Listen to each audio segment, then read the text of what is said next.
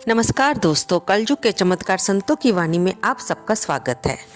दोस्तों, आज हम जानेंगे फरवरी मास में पड़ने वाला पहला प्रदोष व्रत। प्रदोष व्रत भगवान शिव को समर्पित होता है।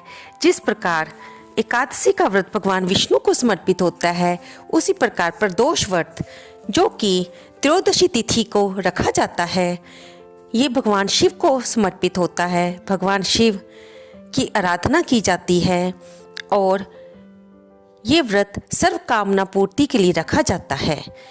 प्रदोष व्रत जिस दिन भी पड़ता है, उसके आगे उसी दिन का नाम जुड़ जाता है। जैसे सोमवार को पड़ने वाला प्रदोष व्रत सोम प्रदोष व्रत कहलाता है, तो मंगलवार को पड़ने वाला व्रत मंगल प्रदोष व्रत कहलाता है।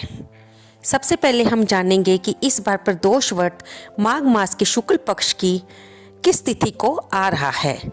दोस्तों, त्रयोदशी तिथि 2 फरवरी दिन वीरवार को शाम को 4:56 पर शुरू हो जाएगी और त्रयोदशी व्रत तिथि की समाप्ति 3 फरवरी शाम को 6:57 पर होगी। इसलिए क्योंकि प्रदोष काल में शाम की पूजा का ज़्यादा मान्यता मानी जाती है, इसलिए ये दोनों ही दिन प्रदोष व्रत के लिए मान्य कहे गए हैं। 2 फरवरी को भी आप व्रत रख सकते हैं, यानी कि गुरुवार को भी, और शुक्रवार को भी 3 फरवरी को भी आप अपनी सुविधा के अनुसार प्रदोष व्रत रख सकते हैं। क्योंकि कुछ लोग एकादशी का व्रत भी रखते हैं, तो उनके लिए दोनों व्रत रखना संभव नहीं हो पाता, तो वे 3 फरवरी को व्रत रख सकते हैं। क्योंकि 1 फरवरी को जिया एकादशी का व्रत पड़ रहा है। दोस्तों, क्योंकि प्रदोष काल में सुबह आप भगवान शंकर के मंदिर में जाकर या घर में ही भगवान के आगे घी का दीपक जलाकर आपने जिस तरह से व्रत रखना है, फलाहार या निराहार, ऐसा संकल्प भगवान के सामने लीजिए और फिर सारा दिन अपने संकल्प के अनुसार व्रत रखिए। अगर आप फलाहार व्रत रहे हैं तो आप उस दिन मौसमी फल कोई भी खा सकते हैं और चाय दूध पी सकते हैं, लेकिन इस दिन नमक का खाना निषेध माना जाता है और खट्टी मीठी तामसिक चीज़ों को तो बिल्कुल भी नहीं खाना चाहिए। दोस्तों, क्योंकि इस दिन शाम की पूजा का ज़्यादा विधि विधान माना जाता है, इसलिए शाम की पूजा में आप भगवान शंकर को भांग, धतूरा, बेलपत्र, दूध, दही, शहद, पंचामृत का अभिषेक करवाएं और दूध से बनी मिठाइयाँ अर्पित करें, भगवान को भोग लगाएं। माँ पार्वती के साथ भगवान भोलेनाथ की पूजा करें।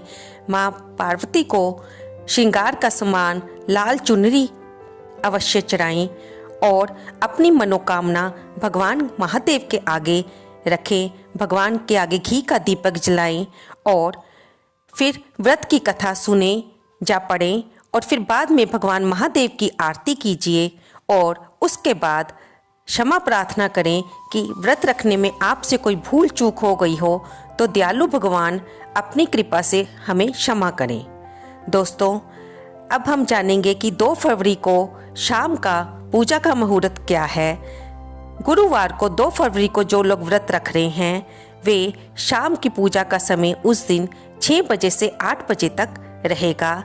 पर इस प्रदोष काल में आप कभी भी पूजा शुरू कर सकते हैं और भगवान भोलेनाथ को प्रसन्न कर सकते हैं।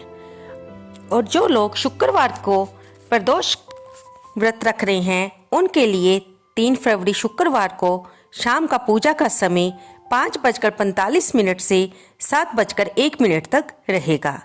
दोस्तों, आप अपनी सुविधा अनुसार किसी भी दिन प्रदोष व्रत रख सकते हैं। इसके बाद अब हम सुनेंगे कि गुरुवार के प्रदोष व्रत में किस कथा का उल्लेख आता है।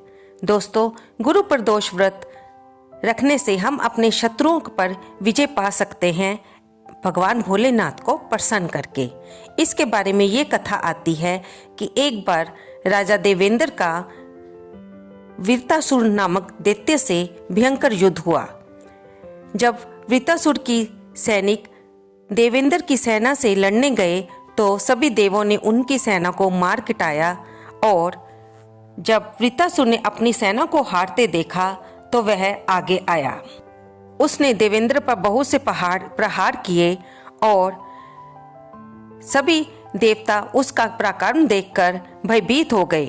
तब देवराज इंद्र परेशान हो गए कि इस वृत्तासुर को कैसे जीता जाए। तब उन्होंने उसे मारने के लिए अपने गुरु बृहस्पति जी से पूछा। तब गुरु बृहस्पति जी ने उन्हें बताया कि वृत्तासुर पिछले जन्म में चित्ररथ नाम का राजा था। एक बार वह कैलाश पर्वत आया तो वहां पर भोलेनाथ मां पार्वती के सहित सभा में बैठे हुए थे। तो चित्ररथ उनका उपहास करने लगा कि सभा के बीच में स्त्री का क्या काम। इससे भगवान शंकर तो हंसने लगे, लेकिन मां पार्वती को क्रोध आ गया और उन्होंने उसे श्राप दिया कि तुझे बिल्कुल भी ज्ञान नहीं है, तूने संत स्वरूप भगवान महादेव का उपहास उड़ाया है, इसलिए तू दैत्य योनि में जा। इससे चित्ररथ वृत्तासुर नामक दैत्य के रूप में पैदा हुआ और ये अब भी महादेव का भगत है। अगर तुम इस पर विजय पाना चाहते हो तो भगवान भोलेनाथ को प्रसन्न करो। तब देवेंद्र ने इसी दिन गुरु प्रदोष व्रत को रखा और भगवान शंकर से वृत्तासुर को पराजित करने के लिए उनसे आशीर्वाद मांगा और फिर उसने वृत्तासुर को पराजित किया। इस प्रकार देवेंद्र ने प्रदोष व्रत रखकर वृत्तासुर नामक दैत्य पर विजय पाई। तो इस कथा से हमें ये पता चलता है कि इस व्रत को रखने से भगवान भोलेनाथ प्रसन्न होते हैं और हर मनोकामना को पूर्ण करते हैं।